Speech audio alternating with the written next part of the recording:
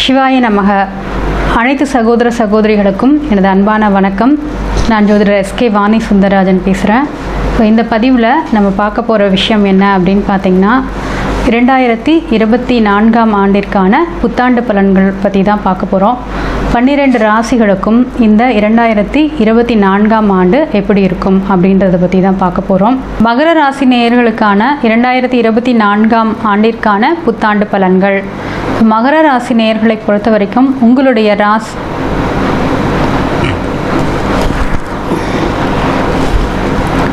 மகர ராசி நேயர்களுக்கு இந்த வருடம் பார்த்திங்கன்னா வருட கோள்களான சனி, குரு, ராகு, கேது இவர்களுடைய சஞ்சாரம் எப்படி இருக்கோ அப்படின்றத பார்க்கலாம். உங்களுடைய ராசிக்கு 2ஆம் இடத்துல சனி பகவானுடைய சஞ்சாரம் அப்படின்றது வந்திருக்கிறது. உங்களுடைய ராசிக்கு 3ஆம் இடத்தில் ராகு, 9ஆம் இடத்தில் கேது, உங்களுடைய ராசிக்கு 4ஆம் இடத்தில் குருவினுடைய சஞ்சாரம். அதாவது குருவை எடுத்துக்கிட்டோம் அப்படின்னா உங்களுடைய ராசிக்கு 12/3க்கு அதிபதி தான் இந்த குரு பகவான். 4ஆம் இடத்துல சஞ்சாரம் செய்கிறார். 12ஆம் இடத்துல பார்த்திங்கன்னா சூரியன் செவ்வாயினுடைய சேர்க்கை. 11ஆம் இடத்தில் புதன் சுக்கிரனுடைய சேர்க்கை. இந்த பொசிஷனில் தான் உங்களுக்கு இந்த வருடம் அப்படின்றது ஆரம்பிக்கிறது. மகர ராசிக்கு ராசிநாதன் சனி பகவான். ராசிநாதனாக இருந்து இந்த சனி பகவான் 2ஆம் இடத்துல சஞ்சாரம் செய்கிறது அப்படின்றது அதிகப்படியான தீய பலன்கள் அப்படின்னு எடுத்துக்க வேணாம். என்னதான் 7.5 சனியாக இருந்தாலும் சனி பகவான் கொடுக்கக்கூடிய விஷயங்கள் அப்படின்றது இருக்குது இல்லைங்களா? ஏன்னா அவர் தான் தன குடும்ப வாக்குஸ்தான அதிபதி. அந்த இடத்துல இருக்கிறதுனால கொஞ்சம் தாமதமாக கொடுத்தாலும் உங்களுக்குரிய அந்த பொருளாதார ரீதியிலான விஷயங்கள், குடும்பத்திற்கு உண்டான விஷயங்கள், இது எல்லாத்தையுமே சனி பகவான் செய்து விடுவார். ஆனால் எல்லாத்துலேயுமே பார்த்திங்கன்னா ஒரு தாமதங்கள் அப்படின்ற ஒரு விஷயம் இருக்கும். இந்த 2ஆம் இடத்துலேருந்து பார்த்திங்கன்னா தன்னுடைய 3ஆம் பார்வையால் 5ஆம் இடத்தை பார்வையிடுகிறார். சனி பகவான் இந்த 2ஆம் இடத்திலிருந்து தன்னுடைய 3ஆம் பார்வையால் 4ஆம் இடத்தை பார்வையிடுகின்றார். 4ஆம் இடம் அப்படின்றது பார்த்திங்கன்னா தாயார், வீடு, வண்டி, வாகனம், இதை சொல்லக்கூடிய இடம்.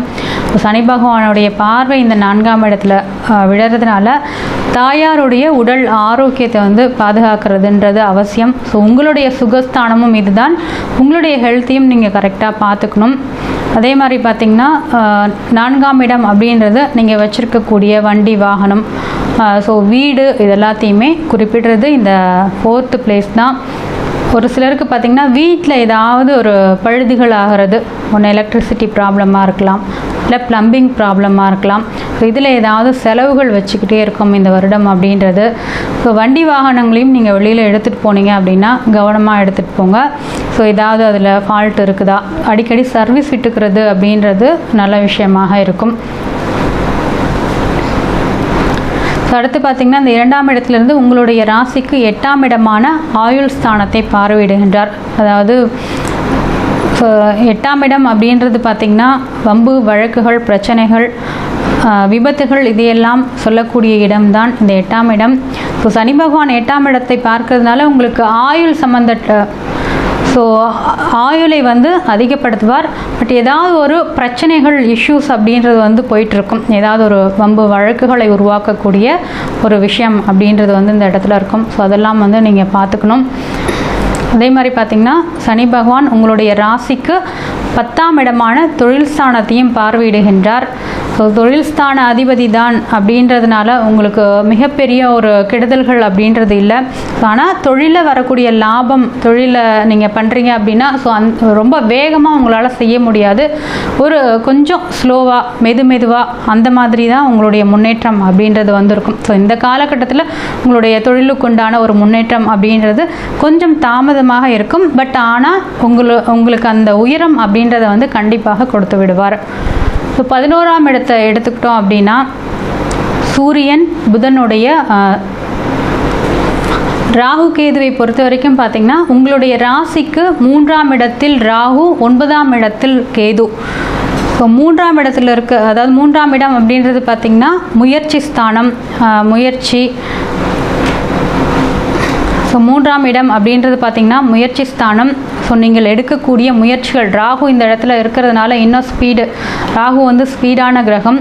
நல்ல ஒரு உங்களுக்கு எந்த ஒரு விஷயங்கள் இருந்தாலுமே அதில் நல்ல ஒரு முயற்சிகளை உருவாக்கி அதில் வெற்றியை தரக்கூடியவர் தான் இந்த ராகு. எந்த முயற்சிகள் எடுத்தாலும் அதில் காரிய வெற்றிகள், காரிய சித்தி அப்படின்ற ஒரு விஷயம் இருக்கும். 9ஆம் இடத்துல பார்த்திங்கன்னா கேது பகவானுடைய சஞ்சாரம். ஸோ கேது அப்படின்றது ஒரு ஆன்மீக கிரகம். இந்த 9ஆம் இடம் அப்படின்றது தந்தை ஸ்தானம், ஸோ பித்ருஸ்தானம் அப்படின்னு சொல்லுவோம். உயர்கல்வி, அதே மாதிரி ஆன்மீக ரீதியிலான பயணங்கள், குருமார்களை சொல்லக்கூடிய இடம்தான் இந்த 9ஆம் இடம். இந்த இடத்துலையே கேது இருக்கிறதுனால உங்களுக்கு நிறைய வழிபாட்டு தலங்களில் பிரயாணங்கள், ஆன்மீக ரீதியிலான ஒரு பிரயாணங்களை ஏற்படுத்தக்கூடிய வாய்ப்புகள் இருக்குது. ஆனால் தந்தைக்கு மட்டும் உடல் ஆரோக்கியத்தை வந்து நீங்கள் பார்த்துக்கணும். ஏன்னா கேது என்பவர் நோயை கொடுக்கக்கூடியவர் அல்லவா. ஸோ அதனால் தந்தையோட உடல் ஆரோக்கியத்தில் கொஞ்சம் கவனமாக இருக்கிறதுன்றது சிறப்பான விஷயமாக இருக்கும். உயர்கல்வி படிக்கக்கூடிய மாணவர்கள் இப்போ வெளிநாடு சென்று படிக்கணும் அப்படின்னு நினச்சிங்கன்னா ஸோ அதற்கும் இந்த காலகட்டம் அப்படின்றது உகந்த காலகட்டமாக இருக்கிறது. ஸோ வெளிநாடு செல்வதற்கும் வெளிநாடு சென்று படிப்பதற்குண்டான வாய்ப்புகளையும் இந்த காலகட்டம் அப்படின்றது வந்து ஏற்படுத்தி தரும். ஆராய்ச்சி கல்விகளில் இருக்க மாணவர்கள் ஏதாவது ஒரு விஷயம் கண்டுபிடிக்கணும் அப்படின்னு முயற்சி பண்ணிட்டு இருப்பீங்க. ராகு கேதுக்கள் அப்படின்றவங்க மிகச்சிறந்த ஒரு நுண்ணறிவை கொடுக்கக்கூடிய கிரகங்கள். ஸோ அதனால் அந்த மாதிரி ஏதாவது முயற்சி பண்ணிட்டு இருந்தீங்க அப்படின்னா ஸோ அது இந்த காலகட்டத்தில் சக்ஸஸ் ஆகிறதுக்கு உண்டான வாய்ப்புகள் உண்டு. உங்களுடைய ராசிக்கு 4ஆம் இடத்தில், ஸோ அடுத்தது பார்த்திங்கன்னா குரு பகவான் உங்களுடைய ராசிக்கு 4ஆம் இடத்தில் இந்த குரு பகவானுடைய சஞ்சாரம் இருக்கின்றது. உங்களுடைய ராசிக்கு 12 3ஆம் அதிபதி தான் இந்த குரு பகவான். ஸோ 4ஆம் இடத்துல இருக்கிறது அப்படின்றது, இந்த 4ஆம் இடம் தயார் வீடு, வண்டி, வாகனம் இந்த மாதிரியான விஷயங்களை குறிப்பிடுறது. ஸோ ஏதாவது ஒரு செலவுகள் இருக்கும். ஒன்று நீங்கள் வீடு கட்டுவீங்க, இல்லை தாயாருக்கு ஏதாவது உடல் ஆரோக்கிய குறைபாடு ஏற்பட்டு மருத்துவமனையில் அனுமதித்து ஸோ அதற்குண்டான செலவுகள் இருக்கக்கூடிய ஒரு விஷயம் இருக்கும். புதிதாக ஏதாவது ஒரு வண்டி வாகனங்கள் வாங்கக்கூடிய ஒரு விஷயமும் இந்த இடத்துல இருக்குது. ஸோ குரு பகவான் பார்த்திங்கன்னா இந்த 4ஆம் இடத்துலேருந்து உங்களுடைய ராசிக்கு 10ஆம் இடம்,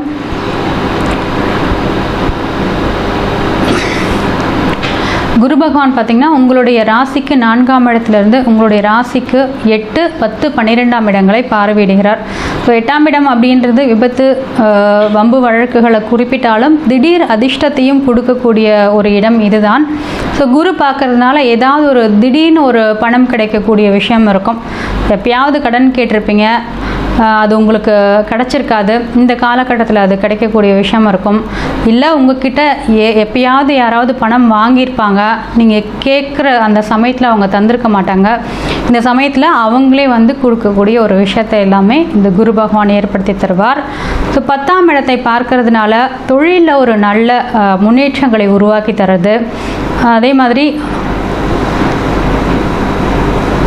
ஸோ 10ஆம் இடமான தொழில் ஸ்தானத்தை பார்க்கறதுனால வேலையில் ஒரு நல்ல ப்ரொமோஷன் ஏற்படுத்தி தரது, தொழில் முன்னேற்றங்களை ஏற்படுத்தி தரது, இது எல்லாத்தையுமே கொடுக்கக்கூடிய வாய்ப்புகள் உண்டு. 12ஆம் இடத்தை குரு பார்க்கறதுனால சுபவிரயங்கள் அப்படின்றது வந்து இருக்கும். சுபவிரயங்கள் அப்படின்றது பார்த்திங்கன்னா ஒரு திருமணம், குழந்தைக்கான செலவுகள், வீடு கட்டுறது, ஸோ வீடு கட்டக்கூடிய விஷயங்கள் இது எல்லாமே வந்து இந்த சுப விரயங்களாக குரு உங்களுக்கு உருவாக்கி தருவார். அதே மாதிரி பார்த்திங்கன்னா மகர ராசி நேயர்களுக்கு 12ஆம் இடத்தில் சூரியன் செவ்வாயினுடைய சேர்க்கை அப்படின்றது வந்து இருக்கிறது. ஸோ 12ஆம் இடத்துல இந்த சூரியனும் செவ்வாயும் வரக்குள்ள தேவையற்ற ஒரு செலவுகள் அப்படின்றது வந்திருக்கும். உடல் ஆரோக்கியம், மருத்துவமனை செலவுகள் அப்படின்றது வந்து இருக்கும்.